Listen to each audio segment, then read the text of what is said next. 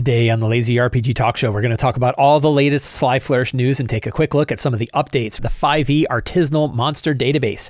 Treasures in the Dark is a new Kickstarter by Jeff Stevens of New Treasures for your Shadow Dark game, live on Kickstarter right now. Chris Perkins and Jeremy Crawford join Darrington Press. Ivan von Norman leaves Darrington Press.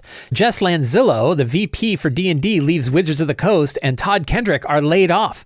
We're going to look at what makes a successful RPG. Who determines that, and what are some of the criteria for determining whether or not an RPG is successful? I'm going to talk about my experience of running 200 ghouls in one fight and how you too can run hundreds of monsters against your characters and not have it be completely overwhelming. And we're going to cover more questions from the Patreon Q&A, all today on the Lazy RPG Talk Show. I'm Mike Shea, your pal from Sly Flourish, here to talk about all things in tabletop role-playing games. I was out last week. I caught a cold, and no one wants to hear somebody with a cold talking on a podcast or on a video, so I just took the day off instead. I was also not having my RPG game, which meant I just took my day to relax, but I am better now. I feel great, and I'm very eager to be back on the show and love this show. It reminded me how much I love this show and love doing this show, and I'm always excited to talk about it. So I've been waiting all week for this opportunity for us to get together and chat about this wonderful hobby of ours. So that means there were two articles that I want to talk about that I had published over on Sly Flourish this past week. One of them was how to get your group to play other role-playing games. You can find this over on slyflourish.com. You can also find links to this down in the show notes. And if you want to get articles like this, future articles, one of which we're going to talk about, you can do so by subscribing to the Sly Flourish newsletter. Best way to get the articles sent directly to your inbox. No algorithms, no giant trillion-dollar companies between you and me, just you and I having wonderful conversations about this hobby directly through email, the social media platform of the future, email. So how to get your group to play other RPGs was one article that I wrote, and the other one was organizing your RPG prep notes. I got really good feedback from both of these articles. For patrons of Sly Flourish, particularly hero tier subscribers of the Sly Flourish Patreon, got access to 2 episodes of readings and reflections where I read these articles aloud so you can listen to them in your car or while you're mowing the lawn or whatever you're doing, and then dive into some commentary about the topics. How did the topics come up? What kind of feedback have I heard? Some other little thoughts. It's sort of like the director's cut version of the articles. So if you're interested in kind of getting even more than just the article itself, join the Patreon. You can do so. Next week's article is about avoiding removing player agency. This is a big deal. How to avoid removing player agency. One of the great fun suckers of our game. One of the ways to really make our games not nearly as much fun as taking agency away from the players. We talk all about that in next week's article. Again, best way to get that article is to subscribe to the Sly Flourish newsletter. Link is in the show notes.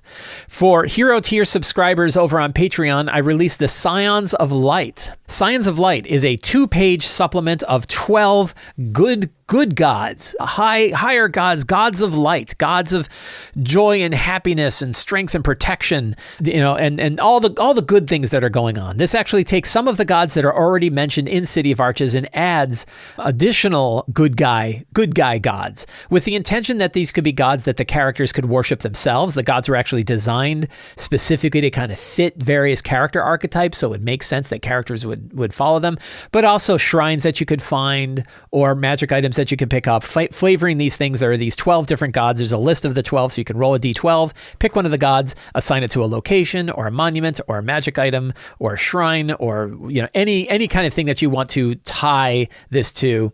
You have these gods. This is sort of the direct opposite of a supplement I had put out a few weeks ago called the Lower 12. The Lower 12 are about dark and forgotten gods. So again, same format, 12 gods. These were all original gods, but good ways to kind of flavor the world of the City of Arches. But also both of these supplements are totally independent from City of Arches. If you just want to have 12 good gods and 12 evil gods that you want to put into your own campaign, these are available so that you can use them. Very simple, straightforward, 2 pages. Each one has the name of the god, some alternative titles that the god might be known by, the domains that the gods are tied to, the symbol that you might find to represent the god, and a description of the god. So the Scions of Light has the exact same ones. Scions of Light and the Lower 12 both have those. So those are like fun 2-page. You can print them front and back and stick them in your notebook.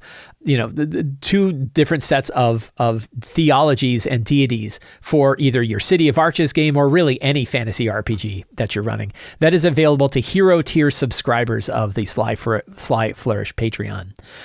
The other big thing I've been doing this past week is working on the 5e artisanal database.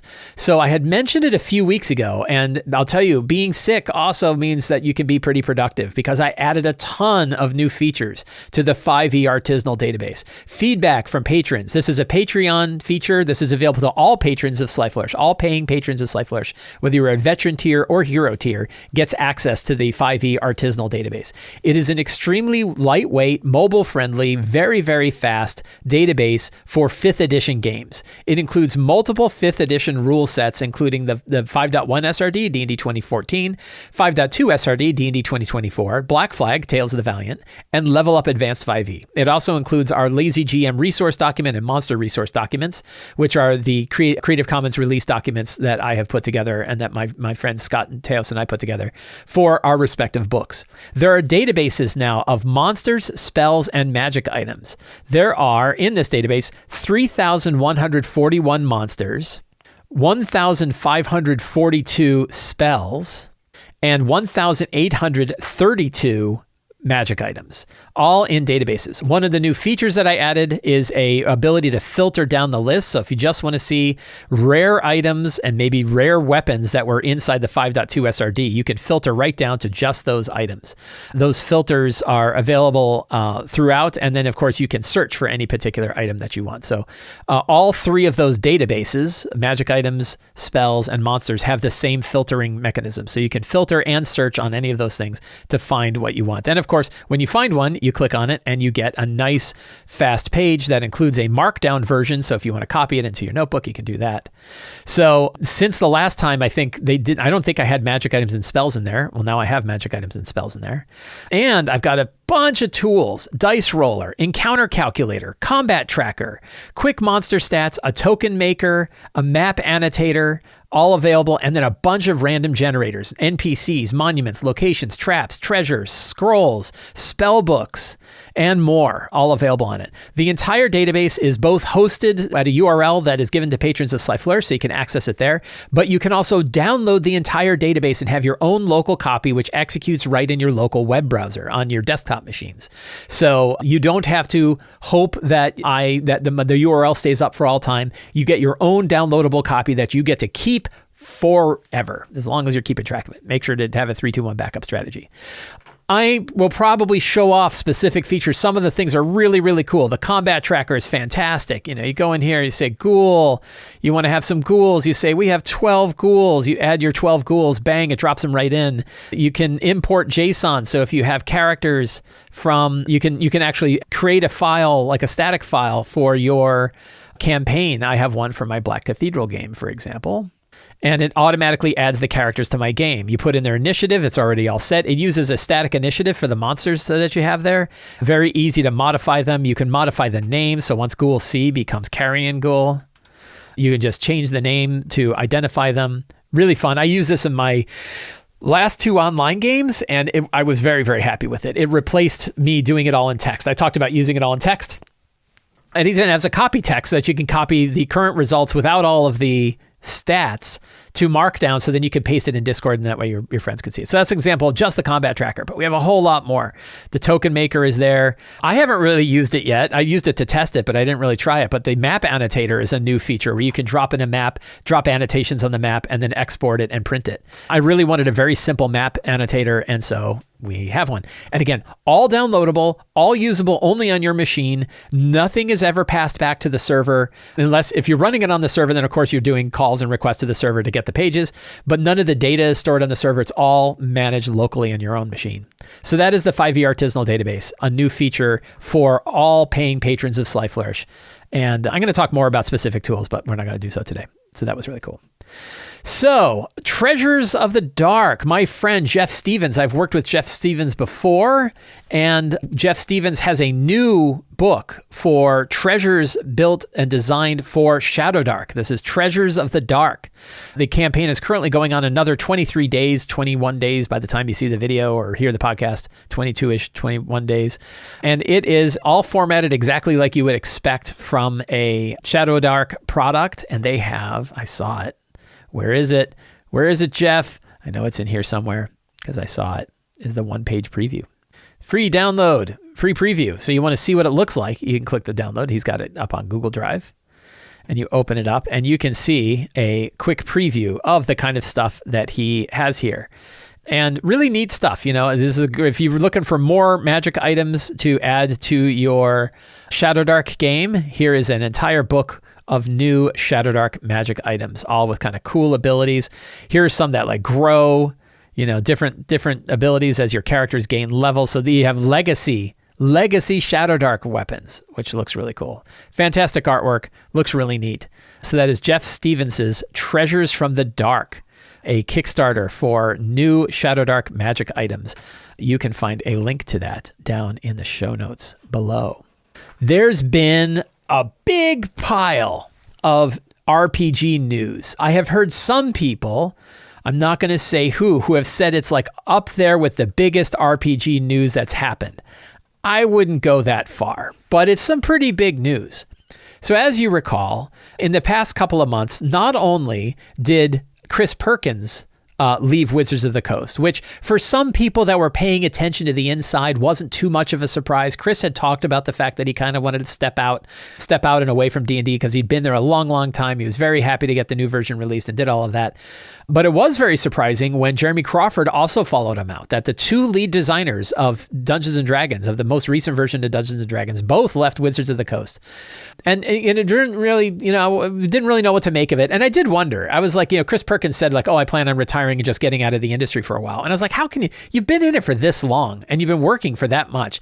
I think just muscle memory alone is going to mean that you're working on some kind of RPG thing. Well, lo and behold, we got an announcement that Chris Perkins and Jeremy Crawford moved to LA and joined Darrington Press. Darrington Press is the press arm of Critical Role, and they are the makers of the RPG Daggerheart, which I talked about in the last session, or the last show that we did. That is a huge move. If you think about any RPG producer that gets really who are the two highest visible, probably, top of the food chain of RPG designers, that is a massive coup. It was interesting to see Wizards of the Coast on Blue Sky posted a thing saying, now that the cat's out of the bag, we congratulate our friends Chris Perkins. And I was like, yeah, because you were involved, right? Like that whole idea of like, oh, we knew that was going to happen. It sounded a little desperate to me, but whatever. So, everyone wants to put a good face on it, and it is a good face, right? Like that's a really cool thing, and it's going to be very interesting to see what goes on there. Along with that news, Ivan Van Norman, who I hadn't really heard of, was apparently the creative director over at Darrington Press before and left Darrington Press. Whether these things are related, who could really say? I'm sure people on the inside know whether or not that could occur or not. So if it was just that's still really big news. The idea of, hey, the two lead designers for D&D moved over to now support Darrington Press and what activities it's going to have. That's pretty wild, right? But then there was other news that hit. The big one was Jess Lanzillo, the previous D&D vice president at Wizards of the Coast, also left Wizards of the Coast. And I had always heard good things about Jess Lanzillo. I'd seen some of the interviews that she had talked about, and a couple of things that people knew is that she understood Dungeons & Dragons and she understood Wizards of the Coast. She had done apparently some really good work. I don't really know if it was good for customers and good for players as much as it was good for the business over on the Magic side, but I had heard that she had churned some things around over on the Magic the Gathering side that was received positively. And then she was brought over to lead the Dungeons & Dragons side as the vice president over Dungeons & Dragons. And again, people I know that had talked to her really enjoyed the conversations and felt like she really had a good head on her shoulders for the direction of the company. And now she's not there anymore. And we don't know who's going to be next. This is like the third vice president of Dungeons & Dragons in like 4 years or something like that. It feels like there's been a lot of turn in the executive side of Dungeons & Dragons. And then along with that, we found out that Hasbro had a 3% layoff, and one of the people laid off was Todd Kendrick. Todd Kendrick was the guy who ran all of the videos that are up on YouTube where he interviewed Chris Perkins and Jeremy Crawford. He was the interviewer for all of the videos that talked about D&D 2024 and had done so for many years. Todd had worked on a bunch of different videos back when he was on part of the D&D Beyond team. So he's been involved on the making videos on YouTube about D&D side of things for a very long time. It will be interesting to hear where Todd lands up. But again, I would consider that another major loss over at Hasbro and at Wizards of the Coast when it comes to D&D. He was really like one of the faces of D&D. So it doesn't mean that like nobody's left. There's still a lot of designers over on D&D and on Wizards of the Coast that are doing things. And a big one is like, what does this all mean? What does it mean that Chris Perkins and Jeremy Crawford left Wizards of the Coast and now joined Darrington Press? We don't know. What does it mean that Todd Kendrick and Jess Lanzillo left Wizards of the Coast? We don't know. Certainly there will be an impact. These are big moves, and certainly there'll be an impact. I would argue that it's going to be hard, even if you were inside these companies, you probably couldn't predict exactly how this is going to pan out. But I will tell you this, we're probably not going to know for about a year. I think that in order for these companies to do anything new with all the people that have left and the people that have come in, that it takes about a year before we on the outside, other than hearing about things, reorganizations or new directions or whatever, by the time it actually hits the products at our table, it's about a year out. So, when I say like, oh, what are Mike Shea's predictions? I'm this shrug emoji, right? I don't know. Right? We'll see. Who could say, right? It's really the answer. Who could say what all of this is going to mean? It could mean more turn. It could mean things stabilize. It could mean new kinds of products. It could mean new directions. It could mean all kinds of stuff. We have no idea what it's going to result in. So, so there's that. My two friends, Sean Merwin and Teo Sabadia, had a fantastic episode of Mastering Dungeons this past week where they talked all about this news. They got into it. They were very interested in it, and they did a really good talk about starting to dig into the rules of Daggerheart. It's going to be a multi episode run as they played Daggerheart, and so they have experience having played it and looking at the rules and really diving deep. So if you want to learn even more about the rules of Daggerheart and get some thoughts from two industry professionals that really understand the ins and outs of how RPGs work, fantastic episode of Mastering Dungeons to talk about this. One of the things that I've thought about kind of over the past week or so. So we have lots of different things going on like when I do my little talk show here. One of the things that I try to keep in mind when I do the talk show is that we're about GMs. I'm talking about game masters. I'm a game master. You're a game master. We are running games, and I want to talk about the things that matter when we run games, which is why sometimes it's interesting to look at these big industry pieces of news, because as GMs, it's like, oh, wow, that's big news. But when, what's important is, okay, how's that going to affect our game? Like, I've got a game in an hour. The fact that Chris Perkins and Jeremy Crawford left Wizards of the Coast and are joining Darrington Press, how is that going to affect my game in an hour? The answer is it won't. It answer, hey, we might talk about it, right? But it's not going to affect the game. There are lots of things like this in the hobby. One of the things that I really love about the RPG hobby is that it's actually a collection of a bunch of different hobbies. There's lots of different ways to engage with role-playing games in lots of different ways.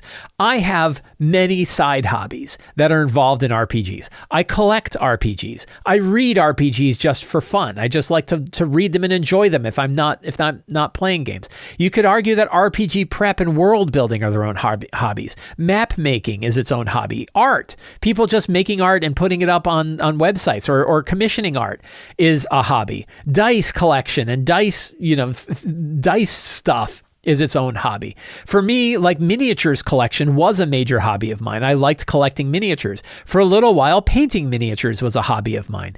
Terrain collection is a hobby of mine, right? I talk about Dwarven Forge, and I use and love Dwarven Forge, but Dwarven Forge is really kind of its own hobby, right? It's its own ancillary hobby. Now, a lot of these hobbies are directly connected to the RPG themselves. I can use the terrain that I get in my games, but my game would still run if I had it or not. And honestly, as much as I love this stuff, I don't think it like makes the game twice as good. I think, I've done some actual sort of research on this, and it makes it about 10, 20% better on a good day. Some days it makes it worse. I've got games where the use of terrain made things too complicated and took too long and people didn't like it. So it's not always a sure thing that all of these things always make our hobby better, that the RPG itself doesn't get better. Well, something occurred to me, which is I think that RPG business punditry is its own hobby. That us paying attention to what's going on in RPG business is its own ancillary hobby. It isn't going to affect your game in a couple of hours. It may not affect your game at all. It does kind of affect like what products are coming out and what kind of influences are occurring with different creators for the kind of games that are going out there. But sometimes we just like to pay attention to the industry in the same way that we'd pay attention to like which sports teams are trading what people and for how much, or how businesses are changing and things like that. Sometimes it's just a thing to be interested in, and it doesn't have to affect our game for us to be interested in it. I don't plan on shifting my direction of the Lazy RPG Talk Show to getting into like the RPG business punditry side. There are other podcasts that enjoy talking about RPG business punditry. Why I think it's important that we kind of draw a separation between RPG business punditry and the RPG game is that when we know that it's kind of a separate hobby, it kind of lets us have room to enjoy that part of it. Like we just get into the business to get into business, but also recognizing that if there's anxiety that comes in from it, if we're going, oh my God, there's so much change, we can always remember it's not the main hobby, right? The main hobby is running games for our friends, right? And that doesn't really change very much. It doesn't have to change very much. For some people, it doesn't change at all, no matter what happens in the industry. So I think that gives, by thinking about the separation of the RPG punditry as its own hobby, is it gives us room to enjoy that part of it. We can talk about it and pontificate and everything, and keep it firewalled off from the other hobby, which is running games for our friends. I don't have to tell people to shut up about the business because I don't think it affects the games for our friends. And likewise, we don't have to pretend that the RPG business side is the hobby, because it's not. It's just this little side hobby. So I think that kind of came to me, and I wanted to share that because when I think about like Chris Perkins and Crawford leaving for Darrington Press, and when we think about Jeff Lanzillo and Todd Kendrick leaving Wizards of the Coast, like these are big, interesting things.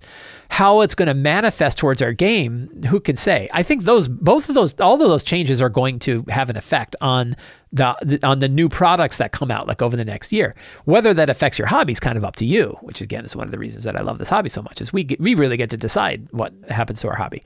But I thought that separation felt good to me. Like recognizing that made me feel good, because it means if we go onto YouTube and we see a thing that's like WOTC Daggerheart killing D&D ? You can be like, that's RPG business punditry and it doesn't affect my game. Right. And you can put it in its own little box, and you might go watch it because you're interested, but you know that it isn't really affecting your game at the end. So I thought that was an interesting insight that I had in myself that I wanted to share. There's another kind of thought that's similar to all of these things that I wanted to dive into today. And that is, what makes an RPG successful? So a few weeks back in April, I had a talk here where I talked about what does it take for an RPG to die? That's sort of the low floor, right? Like when we think about this hobby, I think it's useful to think about like how durable and resilient RPGs can be. And that when it comes down to it, if there's only one person on the planet who is still playing a solo version of Ironsworn, that means Ironsworn is still alive. If there's one person who has their copy of 1,000-Year-Old Vampire who's sitting there doing some journaling of pretending to be in the role of a vampire, that game is successful. So it really takes, and I had really good conversations. You can go back and watch that series. You could also see like the EN World thread where people talked about what it takes for an RPG to die.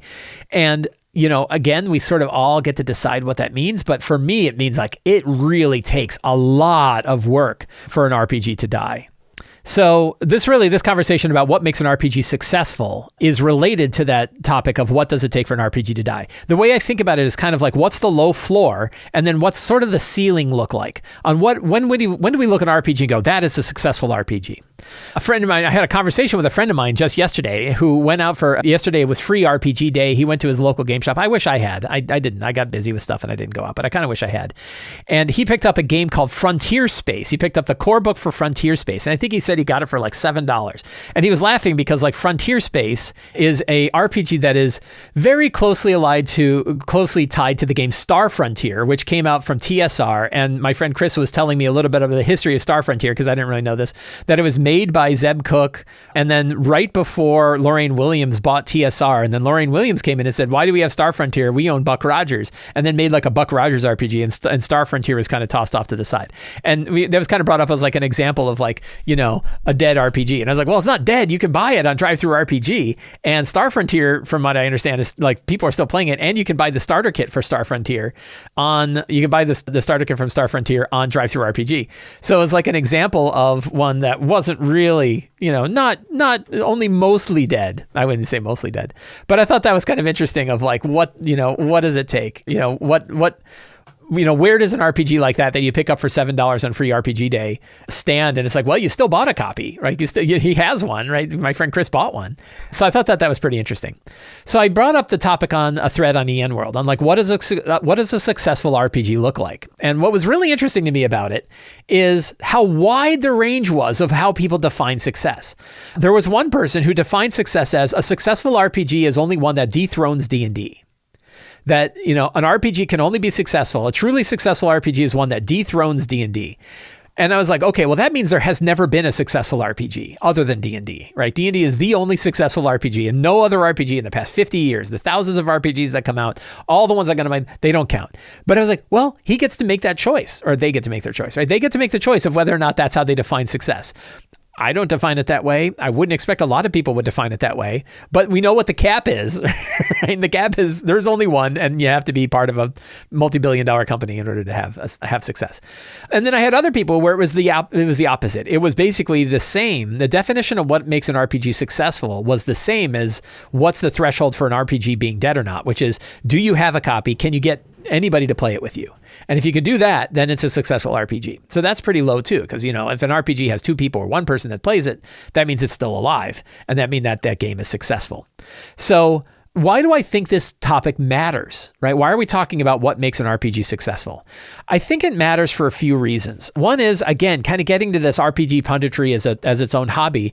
You hear a lot of like, this RPG is going to kill that RPG, or this RPG is dead, or this one doesn't count, or there's a lot of sort of, and somebody brought this up of like tribalism and fiefdoms when it comes to TTRPGs, where people throw around words like what's successful, what isn't successful.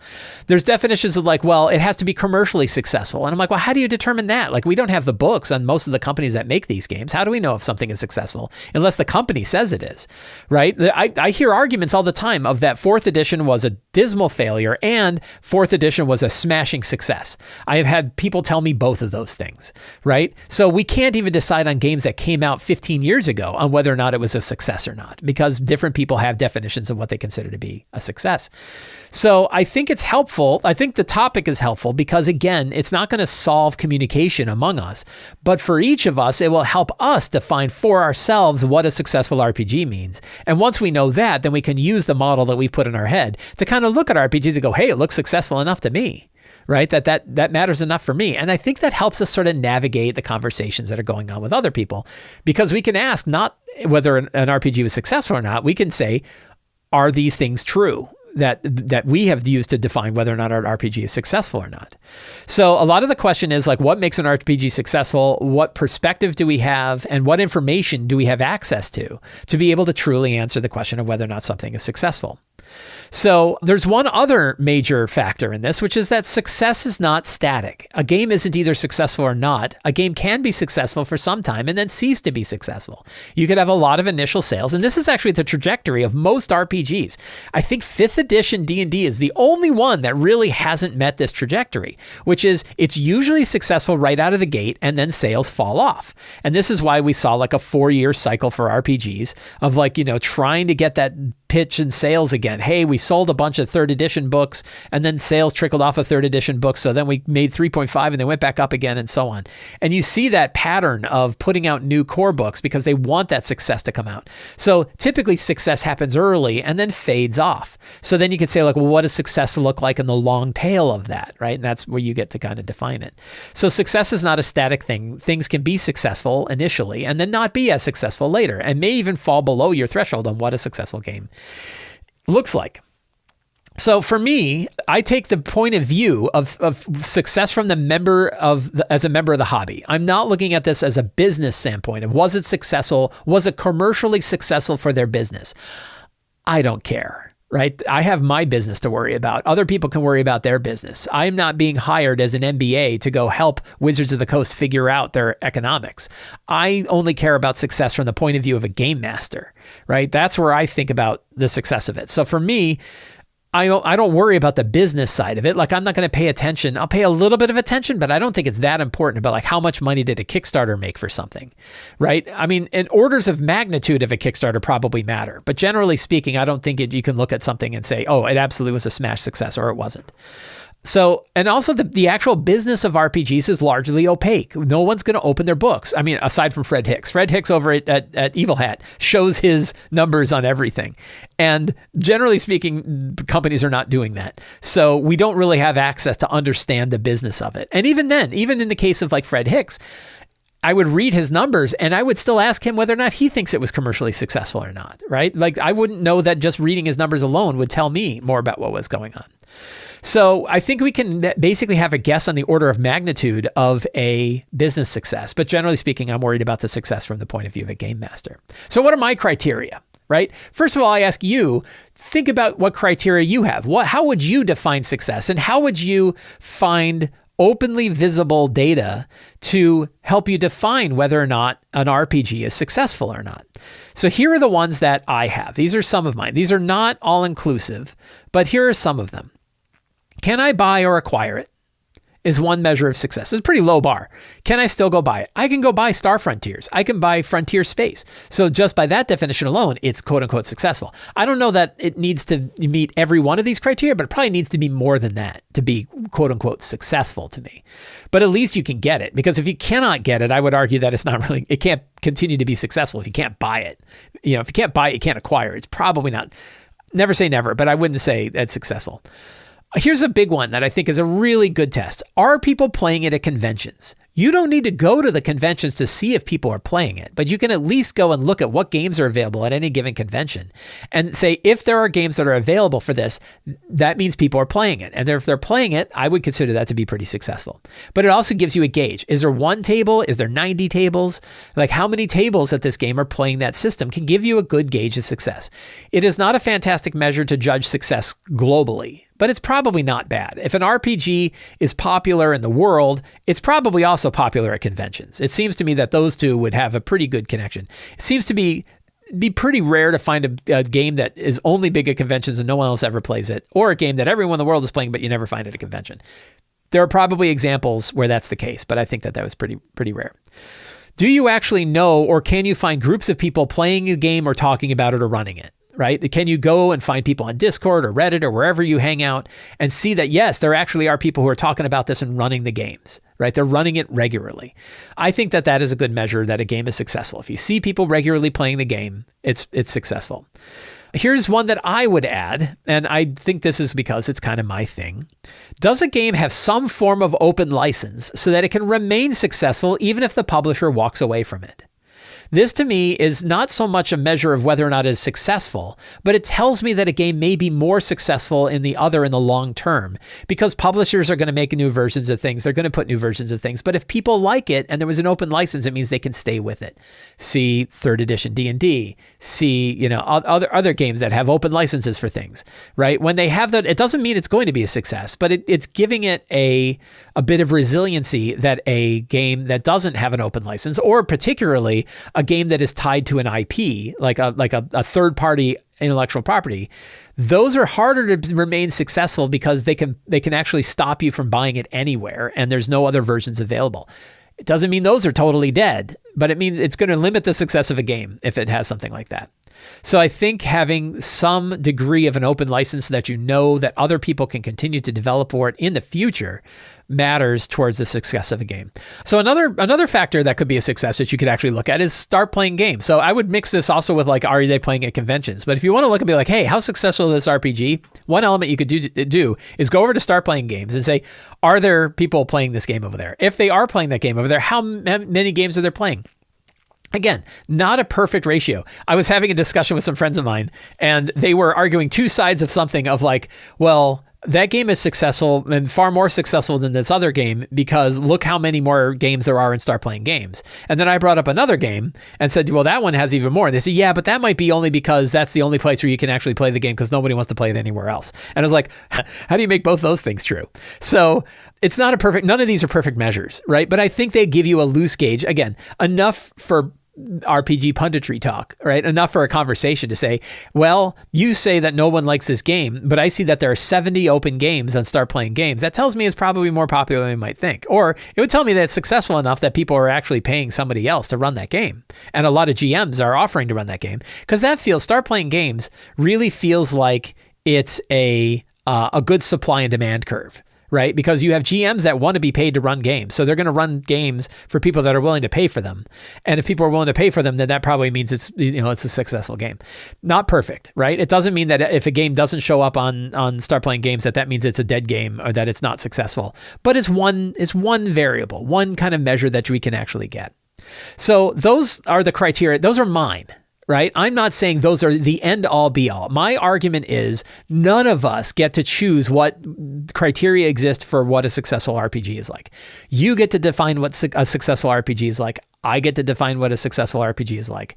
You get to have what criteria you're going to look at. I get what criteria I'm going to look at. The only thing I would argue for is if I'm having a conversation with somebody about what a successful RPG is, and they're bringing up measures that we cannot measure, like internal business things, that's not helpful, right? If you can't say like it's successful when the PDE ratio of the company reaches a certain, if it's not a publicly traded company without an open PDE ratio, how the hell am I going to know, right? How do we know? So then at that point you're like, well, then it's a guess. Well, if you're guessing, I mean, it's successful because I say it is. I mean, I guess you can do that, right? But I would say like, how about some actual visible data? Something to tell us whether or not something is successful. And honestly, I don't think you're going to be able to truly figure it out. Like, which is more successful, Pathfinder 2 or Shadowdark right now? Or Pathfinder 2 or Daggerheart, right? I don't think we're going to get a good conversation that makes it really clear that one is absolutely dominating over the other, unless it really is dominating. And then everything is like a 10-1. Oh man, there are 10 times more Daggerheart games than there are Pathfinder games, or 10 times more Pathfinder games than there are Daggerheart games. Unless you see an order of magnitude difference between one and the other, I don't think you could really argue that one is more popular than the other. I don't think we have the data for it. I don't even know that the companies have the data for it because they might have sold them and the people are playing them. They don't have any idea. So it's really hard. So that's why, again, I'm going to kind of come back to, the question of, does this matter? Is this topic matter? Well, the answer is not really, right? Like this is just us kind of having engaged in conversation. Because we can always, if we can ever find the players to play the game that we love, that might just be our definition of success for ourselves, right? Like you don't have to worry about any of the other outside factors or whether or not it's on Start Playing Games or whether you can find whether you can find convention play or whether you see that they have a very active Discord server with hundreds to thousands of people talking about the game. If you have the game, if you've got your copy of Frontier Space and you've got the 4 people who are eager to play a campaign of Frontier Space, that might be enough of a success for you that you don't care about anything else. Where I think the topic does matter is it helps us navigate all the conversations that are taking place when we think about the hobby that we've got going on. Let me ask you a question. What is the maximum number of monsters you are comfortable running in a fight? Is it 10, or 6, 12, 16? Can you run 16 monsters in your game? What if I told you could run 200 monsters in combat encounter? I had a situation in my game last Wednesday where I ran my 13th level characters, a group of 13th level characters, against 200 ghouls, including a handful of giant ghouls in one battle. And it was awesome. It was fast. It was fun.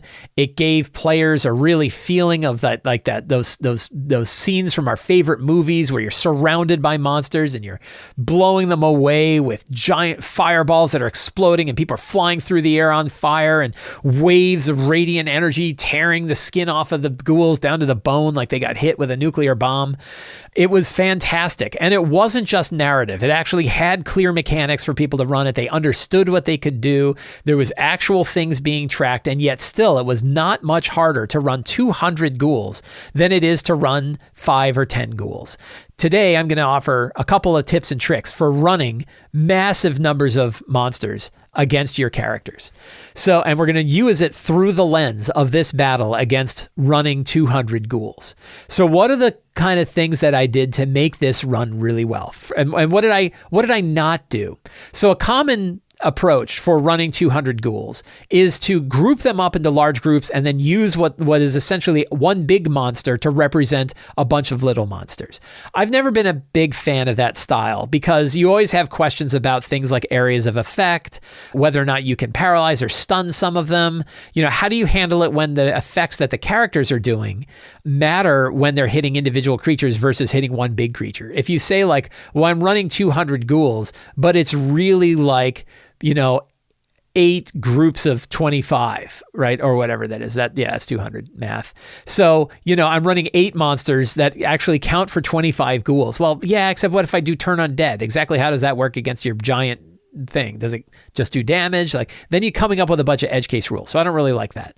But if you ran them the way they normally run of tracking hit points, tracking damage done or tracking the current hit points of each of those monsters, you're going to go crazy trying to manage 200 monsters. So I like to run the monsters individually, but I have a couple of tricks that I use to make sure that I can run basically any number of monsters that I want. And I used it when I was running my 200 ghouls. So the first trick I did is that these ghouls were kind of starving ghouls. They weren't the full power ghouls. They were weaker ghouls. And what that meant is they only had 10 hit points each. The nice thing about 10 hit points is that pretty much any real dramatic damage is going to just kill them outright. Almost any attack that the characters do is going to kill a ghoul. And if they drop like a fireball on them or something like that, it's going to, you don't even have to worry about rolling saving throws because they're going to take probably 10 damage, right? And if they take 10 damage, those ghouls are dead anyway. So reducing their hit points down to 10 effectively minionize them, sort of similar to the minions that you have in like 4th edition. But it's a little bit stronger than minion that you can't just kill them with like a single point of damage. You have to do at least 10 damage to do them. In that case, they have sort of a hit point threshold rather than having damage that you actually track. But basically any area of effect that was going to affect them, hit them and killed them. The other trick is I would pool damage done to them. So any amount of damage that they take affected the hit point. It created a damage pool. I would pool the damage up. And as long as the damage hit 10, I'd remove a guy. If it hit another 10, another guy would go out. If it hit another 10, another guy would go out. So that way, if one character swings 3 times and does 45 damage, you know that killed 4 ghouls and you put them right back together. So the damage that is done, even by melee attackers, carries over from ghoul to ghoul. If a paladin, and I told him, like we had a paladin, and I said, if you smite, all of the damage from that smite is going to let you hew through a bunch of different ghouls all at once. You can just cut through the ghouls and it'll destroy them all at once. And so they did their biggest smite, and I think they did like 53 damage, and I took 5 ghouls out of play. With their sword, they just hewed down 5 ghouls. I didn't worry about the remainder. So if it did 52 points or 58 points, sometimes I might round up and just let it kill another ghoul, but I'm not going to bother to track the little onesie and twosie damage at the end. Instead, if it did enough damage to kill a ghoul, the ghoul is out. And I would just round the damage. Somebody asked, like, did you run this in Theater of the Mind, or did you have 200 pinto beans out on your playmat? I ran this Theater of the Mind. So I described it with my words, and we used our brains and our imaginations, that the characters were on a great big hill. There was an archway in the center of the hill. The hill was all made out of dead bodies and decomposed bodies that had been there for thousands of years. And they first saw one ghoul, and they killed that ghoul, and then 2 more ghouls came up and they started killing those ghouls, and then they heard the onslaught and they saw these waves of hundreds of ghouls coming towards them, and they're like, uh-oh. And that's when they were like, okay, and they got into position and they got their spells ready, and they hammered them with spells and destroyed them.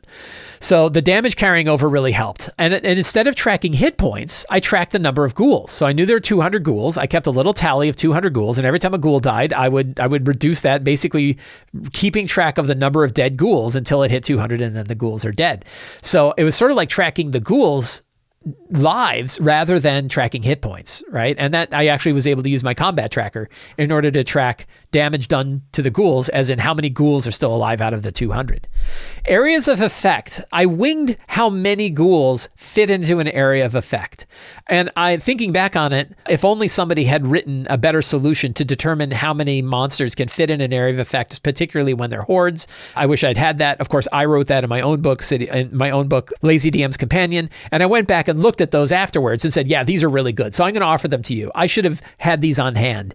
I didn't. I winged it and it worked out fine. But like 80, I had the cleric cast Turn Undead and he turned 80 of them at once. That was probably a bit much. That was a big Turn Undead. So instead, I have these number of creatures, or the number of creatures that can fit inside of an area of effect, particularly when they're all piled together because, again, they're a great big horde. Tiny areas like a 5-foot radius can probably hit any 2 to 4 creatures. Small areas like a 10 to 15-foot radius might hit 4 to 8 creatures. Large areas like a fireball could hit 16 to 32. I think I had them do 20, that you could kill any 20 ghouls with a fireball, right? And then they could also move the fireball to hit like 19 ghouls plus also hit a big guy. There were 4 big guys that they fought. And that worked well. So yeah, 20-ish in a fireball, that worked pretty well. The huge area is like a 30-foot radius. And this is where like Turn Undead has a huge radius. So it could hit 32 or more creatures, right? You could even go like 32 to 64 if they're all piled up. You think about the number of squares that a 30-foot radius covers, and it's a lot. That's is that 30 squares radius is 30-foot radius is 6 squares out. That's 12 by 12.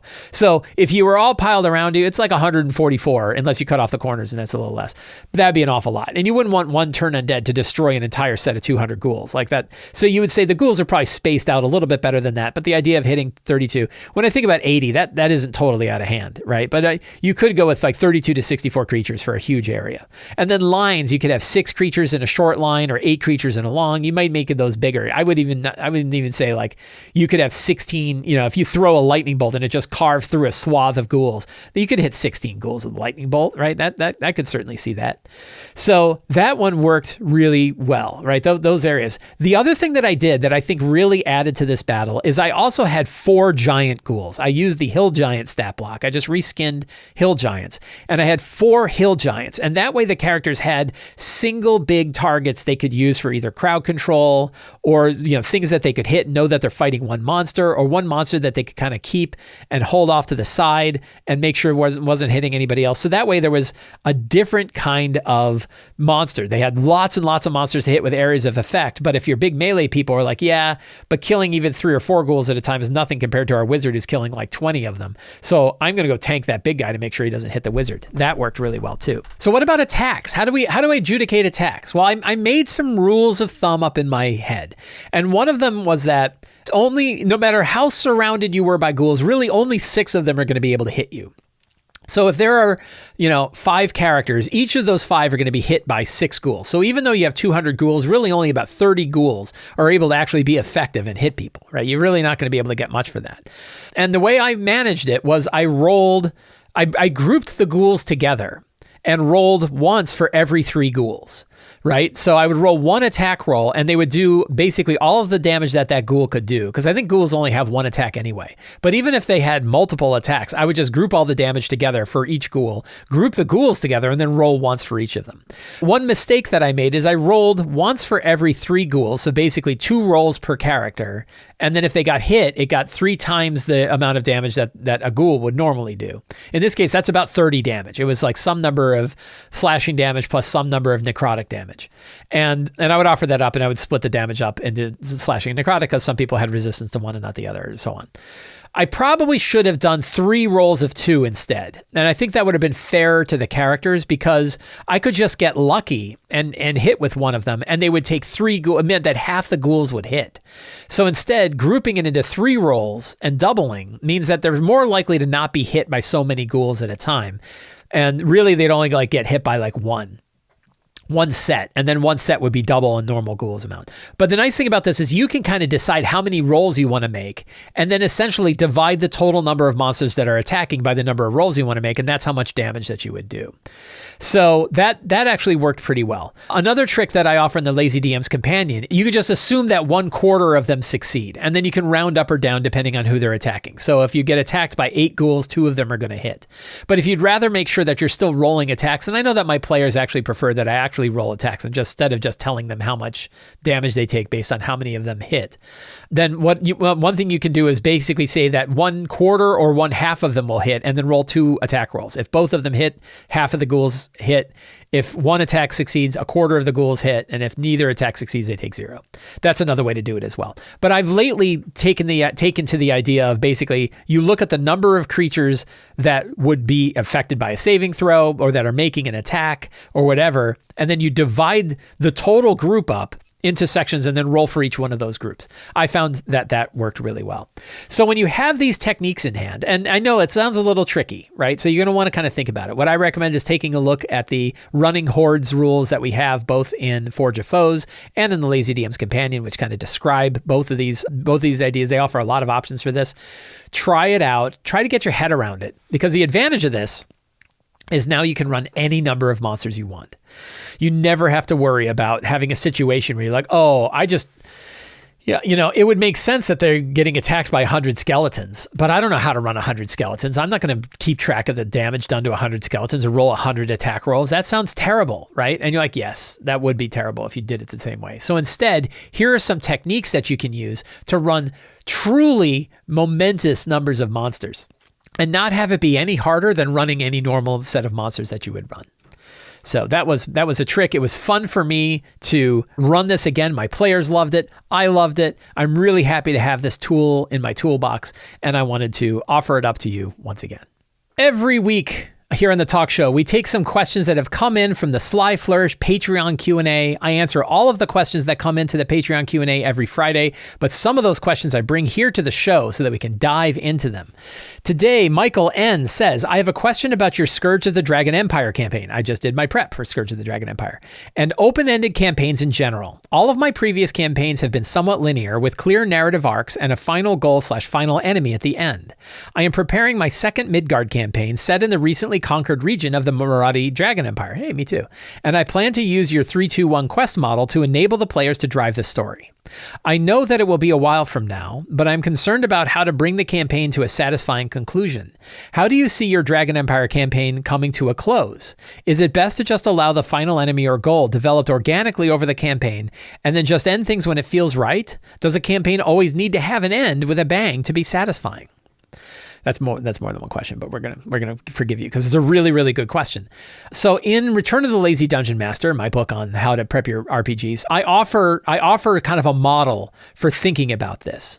And that model is, we have an idea of what the campaign's main goal is. Something like kill Strahd or dismantle the Dragon Empire, right? Like disable the Dragon Empire or whatever. We have sort of a primary goal for the adventure, which may include like a villain. Again, like Strahd could be a villain, or Vecna, right? You want to destroy Vecna or stop Vecna from destroying the multiverse or whatever. Spoilers. So you have that sort of shining star of what your campaign is about. You kind of take that shining star and you turn it into essentially a main bond for the characters, that the characters are working together to disrupt the Dragon Empire. Right? That's something that I kind of built into your session 0 so that you know that that's the drive and ambition of the characters. The players know it's the drive and ambition of their characters. They all have a good reason to want to disrupt and dismantle the Dragon Empire. They want to do it.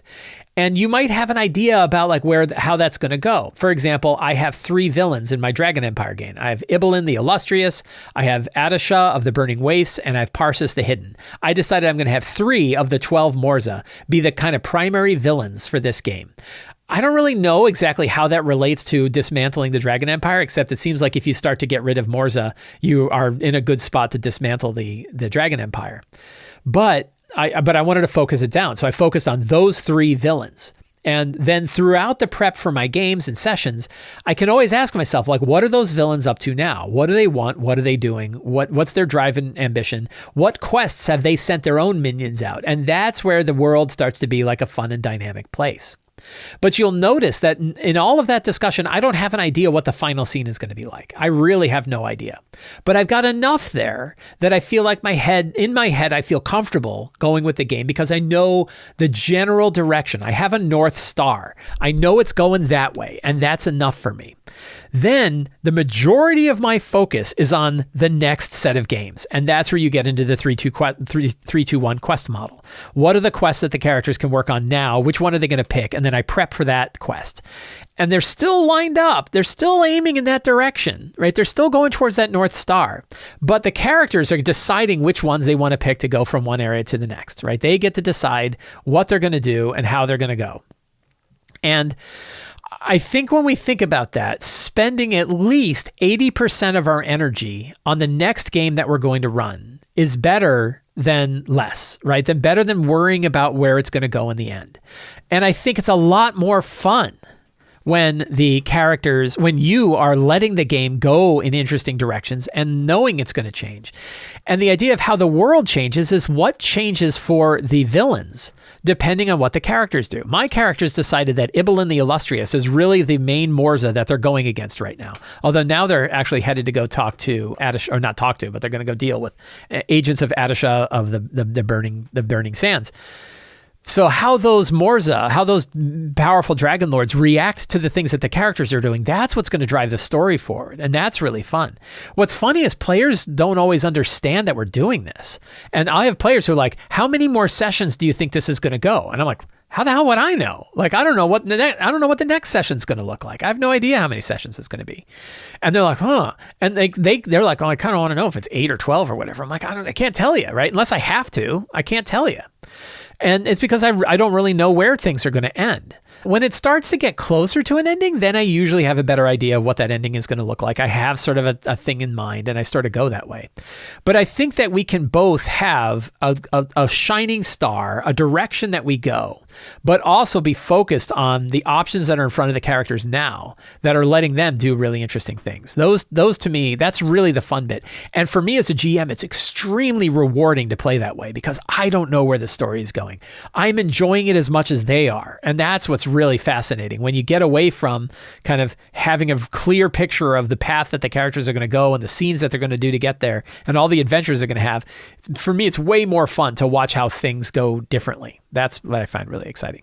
Gabriel L. says, if you were to have all of your knowledge of 5e erased from your brain and had to pick one book to get you from no knowledge to GMing, with the added benefit of having access to the 2024 core rule books for D&D, which book would it be? And it can't be one of your own books. Well, that's lame. Because of course, my books, all of my books. No, that's a good question. So I have two. I'm going to give you two. And I'm not going to say that you need both, but the question has some subtlety to it that I think is important. One is, I assume you're talking about 5e. Because you say knowledge of 5e erased from your brain. But then you talk about no knowledge to GMing, as though maybe I don't really understand RPGs. So if I was going to say one general purpose RPG book, the one that comes to mind is Dungeon World. And it's because Dungeon World was the first book I remember, certainly around the 4th edition day, late 4th edition days, kind of early 5e. I don't think 5e was really out yet, but it was right around that time. And when I read it, it really changed how I thought about the role of a game master and how I thought about the role of a player. And the most powerful thing from that was the idea of being a fan of the characters. Changed my perspective completely in how I ran RPGs. And it really changed it from 4th edition, where I felt like I was the antagonist to the characters. I was running the villains. I'm the bad guy. And I'm running the villains against the characters. I'm there to challenge them, and I'm there to, thwart them. And, doing so, of course, fairly and in a way, but I never really said to myself being a fan of the characters. And that has stuck with me so much that it's things like lightning rods. It's things like watching the characters drive. It's the first step from Return is based on that idea, because you put the characters first and foremost in your mind. That one statement, which came from Dungeon World, and there's a whole bunch of principles to game mastering that are inside Dungeon World. And those principles really changed how I view GMing. And I think if they changed me after 20 years of running games at that point, I think that that's the kind of thing where new people that kind of pick up on those ideas and people that have been running RPGs might be able to get a lot from them. So Dungeon World is one that I would say. But that's not a 5e book. If you're going to pick a 5e book, I would pick the Tales of the Valiant Game Master's Guide, because I feel like it has so many different approaches and rules and ideas and guides for how to steer 5th edition in ways, so many kind of optional paths for running 5th edition, that of the Game Master advice guides for 5th edition in particular, I think the Tales of the Valiant Game Master's Guide has the best practical advice for lots of different things. Really good encounter building system. I mean, and here's the cheat. You said none of my books. It's not really my book, but I was commissioned to write big pieces of it. So I don't know if that counts or not, but I'm not just saying it because I wrote parts of it. I really feel like when you look at that book and you look at all the optional stuff, it's got way more optional stuff than the D&D 2024 Dungeon Master's Guide has. So I think the Tales of the Valiant Game Master's Guide works really well alongside the 2024 Dungeon Master's Guide because it has all of these alternate takes on how to look at things in your 5e games that the core books do not. So those would be mine. Raphael P. says, in the monster combinations for a hard challenge tables in Forge of Foes, one of the columns provides a 1 boss plus 2 lieutenants plus 8 minions configuration. When running encounters with higher level parties using this set of monsters, I am unsure how to easily track the 8 minions, especially when they have multi-attack. For example, an 11th level party with 5 characters would face 8 CR2 minions, which might account for 16 attacks plus the boss and 2 lieutenants. Besides the tricks that you share in the minion section of Forge of Foes, are there any other advice that worked best for you in practice in such cases? Thank you for the help and useful content. So obviously take a look at the thing I just talked about with running 200 ghouls, because it's exactly that same way. But, kind of reiterating some of the ideas in here. 1, you can pool damage done to the monsters so you don't have to track individual monster hit points. If you're running monsters and 8 is right at that threshold where you don't want to track them all individually, you could, but you don't have to. And when you get to that number where you have more than you're going to want to track the individual hit points, instead, what I do and what I recommend is you keep a damage threshold. You keep a damage tally for all of those monsters, all of that type. So again, in your situation here, you have, what did you say? CR2 minions, which might face 8 CR2 minions. Let's say they're like, I think veterans is a good example. I'm like Cult Fanatic, I think, is a CR2. Or, So instead of tracking the individual damage for like each of your cult fanatics, you instead track the damage done to all the cult fanatics. And every time that amount of damage that you've tracked crosses over the amount of damage a single cult fanatic would take, you remove one of the cult fanatics. And that way the damage is pooled. And you tell your players how that works so they understand, so we're hitting different guys, but all the damage is being tallied in one place. Then they don't really care about which one they're hitting because they know that the damage is hitting this general pool. And you pull them out. A trick for that damage pool, though, is use an even number of hit points. Use like 10 or 20 or 30. Don't use like 27 or 14 because it's too hard to do the math in your head. But you could say like, well, every 15 damage done, I'm going to remove one of these monsters. That works really well. I like rounding it to 10s, but you could round it to 15s. And you could do the math quickly in your head of, they did 45 damage. That's 3 of them that are dead. So pooling damage is a big one. Then the other thing you're talking about is grouping attacks. And I just talked about this. You could basically look at all of the damage a monster would do and put that into a single attack rather than divvying it up among several attacks. And that means you don't have to roll like 2 dice or 3 dice for every monster. You can instead roll 1 die for that monster and it just either does all the damage or none of the damage. Then if you're running a lot of monsters, like I was just talking about, you can instead group multiple monsters together, figure out all the damage that group would do, roll once and have it hit. The key there is you don't want to do so few rolls that if it hits, it does so much damage. This is the mistake that I made, is I grouped 3 ghouls together out of 6. So when I would roll, and if I hit, they got hit by 3, they got hit by half the ghouls. Well, they're not likely to get hit by half the ghouls. So I could have reduced it that basically you only roll 2, and if you succeed on one of the 2 rolls, they do a quarter of their damage, of the total damage that group would do. Or if they do 2 attacks and succeed, they do half the damage of that total group. It would be kind of like pretending they got a crit or something like that. But basically think about grouping your attacks together. Group your attacks together and pool the damage done together. Those 2 tricks are great ways to run lots of monsters. Then there's and you can do the same thing for saving throws. You can group saving throws together if you need to roll saving throws. There's other tricks too. But again, take a look at Forge. You said I can't say Forge of Foes, but Forge of Foes is definitely where I would go. That was that one. I think we're going to call it there. Friends, I want to thank all of you for hanging out with me today. We talked about all things in tabletop role-playing games. If you enjoyed this show, the best way to get more stuff like this is to subscribe to the Sly Flourish newsletter. It is absolutely free to sign up. You get a free adventure generator with a miniature version of 5e in it for absolutely free for signing up, and you get a weekly RPG-related article sent to your inbox every week. You can also support me directly on Patreon. Patrons get to watch the 5e artisanal database growing practically every day, but certainly like weekly. You get access to all kinds of other tips, tricks, source books, adventures, things that you can run. Hero tier subscribers get a whole dedicated podcast, a whole separate podcast called Readings and Reflections. They also get access to a bunch of new supplements for City of Arches that I've been working on. Lots of stuff that I give to patrons. Patrons also get access to our awesome Discord community, and they help me put on shows like this. And you can pick up any of my books, including Return of the Lazy Dungeon Master, Forge of Foes, The City of Arches, Lazy DM's Companion, and more at the Sly Flourish bookstore. Thank you so much. Have a great day, and get out there and play an RPG.